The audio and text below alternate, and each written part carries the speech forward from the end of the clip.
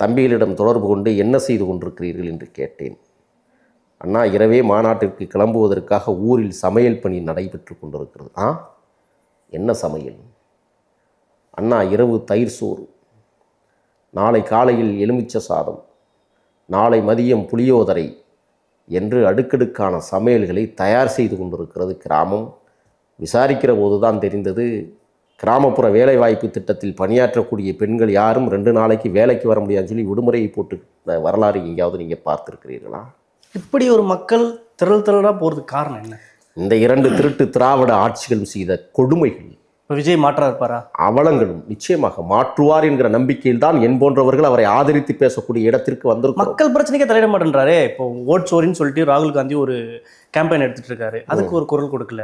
இப்போ பார்த்தீங்கன்னா கவின்குமார் இருந்தார், அதுக்கு ஒரு கண்டனரி கூட விடலை. அப்படின்னும் போது எப்படி மக்கள் பிரச்சனை ஒரு நீங்கள் ஒரு தமிழ் தேசியவாதின்னு சொல்லிக்கிறீங்க, அப்போது ஒரு மக்கள் பிரச்சனை தலையிட்டா தானே அது ஒரு மக்களுக்கு ஒரு நம்பிக்கை ஏற்படும். எந்த பிரச்சனையில் தலையிடுவது? எல்லாமே பிரச்சனையாக இருக்கிறது தமிழ்நாட்டில். நான் ஒன்று கேட்குறேன், ஏதாவது நல்லாட்சி நடக்கிறதா? என்ன நடக்கிறது நாட்டில்? ஒரு பக்கம் முன்களப்பணியாளர்கள் போராட்டம், மதுரையில் நேற்று காலையில் விடிய விடிய அடித்து தூக்குற அவலக்கொடுமை, சென்னையில் அடித்து தூக்குன மோசமான அவலக்கொடுமை. நான் கேட்குறேன், இந்த ஆட்சியாளர்கள் என்ன செய்து கொண்டிருக்கிறார்கள்? எதற்காக இவர்களுக்கு ஆட்சி பீடம்? காட்சி தருவதற்கா?